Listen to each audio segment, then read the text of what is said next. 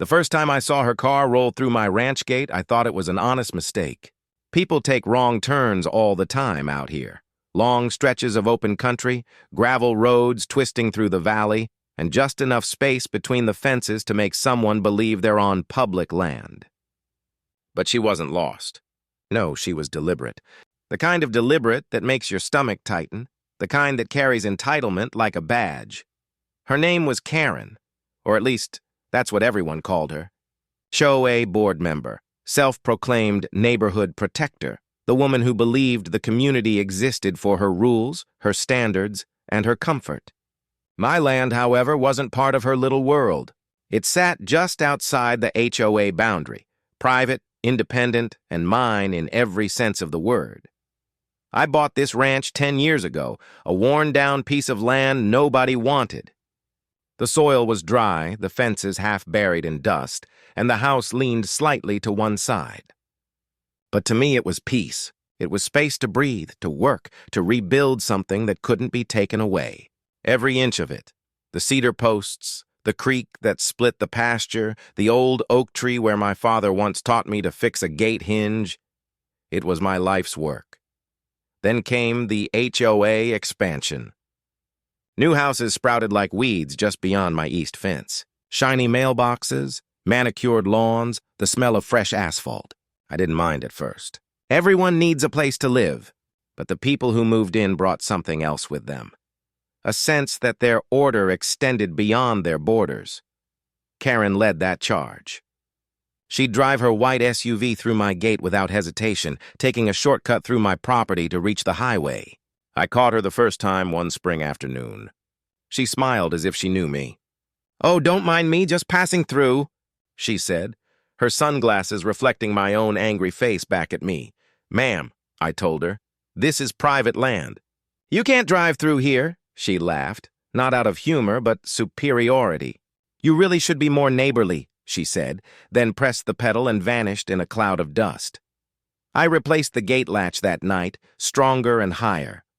2 days later, she drove through again, this time not even slowing down.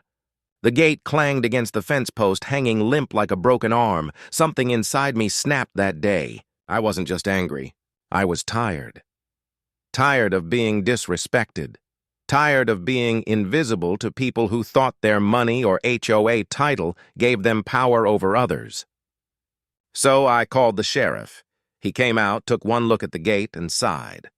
"Technically," he said, "if she's causing property damage, you could press charges. But you'll need evidence. Cameras, plates, something. Evidence." That word stuck. I installed 2 trail cameras hidden in the trees.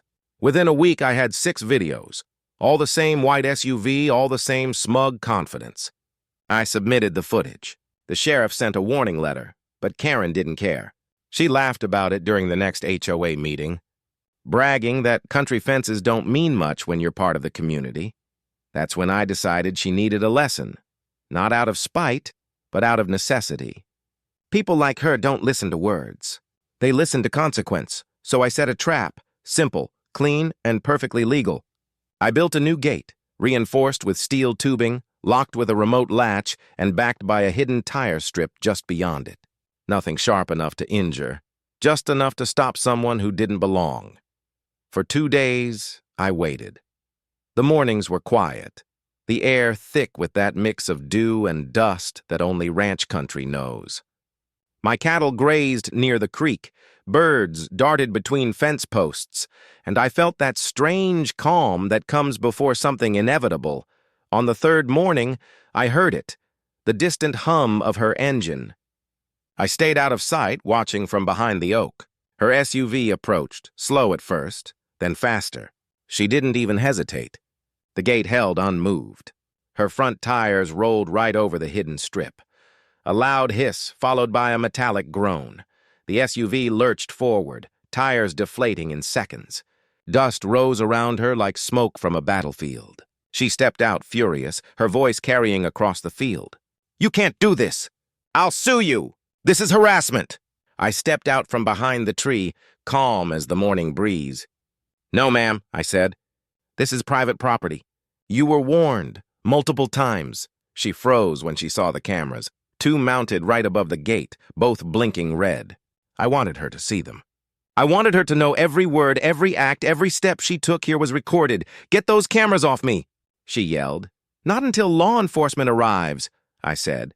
When the sheriff showed up, she put on her usual act: tears, trembling voice, claims of misunderstanding. But the footage told the truth. He looked at her, then at me, then at the flat tires still sinking into the dirt. "Ma'am," he said, "you're trespassing, again." She started to speak, but he cut her off. You're lucky he didn't press charges sooner. For the first time, Karen had no comeback.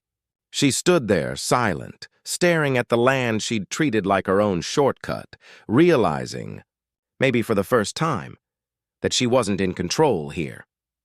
After they left, I closed the gate, locked it, and leaned against the post. The air felt lighter somehow, not because of revenge, but because of restoration. Boundaries mattered again, but I didn't know then that this was just the beginning. Karen wasn't done. People like her rarely are. She had friends on the HOA board, lawyers who owed her favors, and an ego that couldn't stand being proven wrong. In the days that followed, letters started arriving, official-looking envelopes demanding I remove obstructions from community access paths, threatening fines, legal action, even reconsideration of my property boundary. It was absurd. I wasn't even under HOA jurisdiction. But Karen was determined to make me pay for embarrassing her, and that's when I realized something deeper was at play. This wasn't just about a gate anymore. It was about control. The kind that creeps into small towns and tells people like me that independence is a problem. So, I started preparing it not for revenge this time, but for defense. Because the trap I set on that road had caught more than a car. It had caught a storm that was about to shake everything I thought I owned. For a week, I tried to ignore the letters. I told myself they'd get bored, move on, find some other target to gossip about. But Karen didn't move on. She doubled down. By the second week, the HOA sent someone, a young man in a polo shirt with a clipboard, standing at my gate like he had authority over my soil. "Sir," he said, forcing a smile, "we've had multiple reports that this gate blocks a public easement. You'll need to remove it." I looked at him, then past him. At the wide open field, the creek, the rusted fence that had marked my family's boundary for nearly 70 years. "This land has never belonged to your HOA, I said. He shuffled papers nervously. "According to our updated maps, those maps are wrong." He hesitated. "If you refuse to comply, we'll have to escalate the matter." I didn't reply. I just closed the gate between us. That night, I sat at my kitchen table, the letters spread out before me like a deck of bad luck. I thought about calling a lawyer, but that meant money. Money I didn't have, not after rebuilding the barn last winter and replacing half the fencing after the floods. Still, I couldn't let them win by intimidation, so I started documenting everything. Every visit, every letter, every phone call. I kept the cameras running 24/7. If they wanted a fight, they'd have to do it in daylight, under the truth's eye. A few mornings later, I caught Karen again, not driving this time, but standing near my gate with two other HOA board members, pointing, whispering, taking pictures. I walked up quietly. "Something I can help you with?" I asked. Karen jumped, then plastered on that condescending smile. "Just verifying the property line. We believe your fence encroaches on community land." "Community land?" I said slowly. "This property has been in my family since 1953. Your community didn't exist until 5 years ago." One of her companions, a tall man with neatly combed gray hair, stepped forward. "We have jurisdiction here, sir. Our members have voted to open this road for easier neighborhood access." "Your members," I said, "don't get to vote on my land." Karen's smile cracked. "You'll regret being difficult. We can make this very uncomfortable for you." Her words chilled me, not because of the threat itself, but because she meant it. She wasn't bluffing. 2 days later, I found my mailbox smashed. Then someone cut the wire on my western fence, letting my cattle wander onto the main road. I had to chase them for hours under the brutal sun, my throat burning with anger and dust. That night, I sat on the porch with my rifle across my knees, and not to use it, But to remind myself I still had a right to stand my ground, I called the sheriff again. He came, shook his head, and said what small-town lawmen always say when they don't want trouble. You can't prove it was them. But I could. The cameras caught shadows, faces, license plates. It wasn't perfect evidence, but it was enough. Enough to build a case if I could find someone willing to take it. So I drove into town and met with a lawyer named Wilson, an old rancher himself, long retired from active work but still sharp as a fence staple. He watched the videos, flipped through the letters, and leaned back in his chair. They're trying to expand their boundary, he said. Seen it before. They push an inch at a time until people give up. But you're not the type to give up, are you? Not in this lifetime, I said. He smiled. Good. Then we'll push back. Wilson filed a cease and desist order against the HOA, backed by the original property deeds and county maps. Within a week, the sheriff delivered it to Karen's door. The next HOA meeting was chaos. Word spread that I had legal documents proving they'd overstepped their authority. Some neighbors, the quieter ones who'd always nodded politely at me in passing, started asking questions. Others turned against her. Karen didn't like that. She showed up at my gate the next morning, alone this time, her SUV parked crookedly in the dirt. I met her halfway down the drive. You think you've won? She said, voice trembling with fury. You think you can embarrass me in front of my community? I didn't embarrass you, I said. You did that yourself, her eyes flashed. You'll regret this. I already did, I replied. Every day I let you think this land was yours to command. She stood there for a long moment, her jaw tight, her pride leaking through her silence. Then she turned and left without another word. For a while, it was quiet. The letters stopped. The board members vanished. Even her SUV didn't appear again. I thought maybe, just maybe, the storm had passed. But peace never lasts long when pride's involved. A month later, I woke to the sound of engines. Not one, but several. Trucks, heavy ones? I grabbed my coat and ran outside. At the edge of my property, I saw construction crews unloading equipment, bulldozers, survey markers, fresh stakes in the dirt, with HOA tags. Karen stood beside them, arms folded, smiling like the queen of a conquered land. What's this? I shouted. Community Improvement Project, she called back. We're paving the access road. I could feel my pulse hammering in my chest. That's my land. Not anymore, she said. According to the revised map, this section's under HOA jurisdiction. The board approved it last week. I pulled out my phone and started recording. Then I hope you don't mind being on camera when the county finds out you forged property documents, her smile faltered. You can't prove that. I already did, I said, holding up a folder. Copies of the original deeds, certified by the county clerk. And the sheriff's on his way, she froze. For the first time, I saw fear flicker behind her composure. The sheriff arrived minutes later, along with Wilson, my lawyer. They halted the construction and seized the forged, updated maps from the crew's clipboard. Within days, the county opened an investigation. It turned out Karen and 2 board members had altered the digital boundary files to include my access road, hoping to claim it as community property. It was fraud, plain and simple. The HOA tried to distance themselves from her, but it was too late. She was the face of their arrogance. Months later, when the dust settled, Karen was removed from the board. She sold her house quietly and moved out before winter. The land she'd tried to claim was restored officially. Not that it ever stopped being mine. Sometimes I still see her white SUV in town, parked outside the grocery store. She doesn't look my way. She doesn't have to. She knows what I know, that respect is earned, not enforced. I never set another trap after that. I didn't need to. The real trap was the truth, and it caught everything it needed to. When I stand at that gate now, I still remember the first time she rolled through it like it was hers. But instead of anger, I feel something else. Quiet pride. Not because I won, but because I didn't bend. And in this world, and where people like Karen think ownership is power, sometimes the greatest victory is simply standing your ground and reminding them that dignity Can't be trespassed. Thought the end of Karen's reign would bring peace to the valley. For a while it did. Her white SUV disappeared, the HOA stopped sending letters, and the road that once carried her arrogance now lay quiet beneath a stretch of golden dust. But silence has its own way of hiding storms.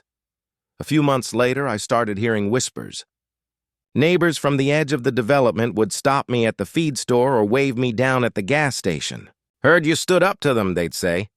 Wish I'd done the same. Apparently, Karen wasn't the only one crossing lines. The HOA board had been bullying residents for years, handing out fines for unapproved mailbox colors, demanding repainting of sheds, even forcing one elderly couple to cut down a tree they'd planted decades ago. People paid the fines because they were scared, not because they were guilty. The more I listened, the clearer it became. What happened on my land wasn't just a personal feud. It was part of something larger, a culture of control, masquerading as community standards. One evening, as the sun dipped behind the ridge, I sat on my porch sipping coffee and watching the last light catch the barbed wire. I realized I had something they didn't. Proof. Proof that the HOA overreached, that they forged documents, that they used threats to silence dissent. And maybe it was time to use that proof for something more than self-defense. So I called Wilson again. He chuckled when I told him what I had in mind. "You want to go after the whole board?" "I want to stop them from doing this to anyone else," I said. He leaned back in his chair, his eyes narrowing thoughtfully. "You'd be surprised how many folks would stand with you if you give them a reason." And so we did. Wilson helped me organize a community meeting, not under the HOA's banner, but ours. We rented out the old town hall, the one with creaky floors and faded flags from every county fair since the 60s. I expected maybe a handful of neighbors. But that night, the hall filled, standing room only. People came carrying stacks of letters, photos, copies of fines, even recordings of HOA members threatening them with foreclosure. You could feel the tension in the room, a mix of anger and exhaustion.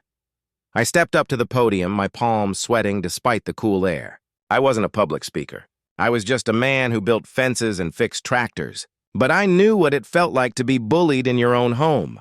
"I'm not here to fight for revenge," I began. "I'm here to fight for fairness. What happened to me could happen to any of you. Maybe it already has. We can't change the past, but we can make sure no one gets to rewrite our boundaries again." The room was quiet. Faces nodded. Some wiped their eyes. Then an older woman in the front row stood up. Gray hair, trembling hands. "They fined me $2,000 for having a wheelchair ramp," she said softly. Said it wasn't part of the community's aesthetic. That broke something in the crowd. People started speaking up one by one. Stories poured out. Intimidation, lies, even illegal threats. By the end of the night, we had enough signatures to form a coalition. We called it Neighbors for Freedom. It wasn't about destroying the HOA. It was about exposing the rot inside it. The next few weeks were a blur of paperwork, interviews, and sleepless nights. Wilson filed petitions, demanded audits, and compiled evidence. Local media picked up the story. Rancher challenges HOA corruption. Reporters came to the ranch, filming by the gate that had once been a symbol of defiance but now stood for something bigger, the right to say no. Karen's name resurfaced, too. Turns out, she'd been in contact with a developer who planned to expand the subdivision onto nearby farmland, including mine. Her trespassing wasn't random. It was scouting. The road she kept using would have become the main access for new construction. My land was in their way. That revelation hit hard. All those months of harassment, the forged maps, the vandalism, it wasn't just personal spite. It was business. Greedy, calculated business disguised as neighborhood concern. When the county investigator confirmed it, the case exploded. HOA members resigned overnight. Karen's developer friend vanished.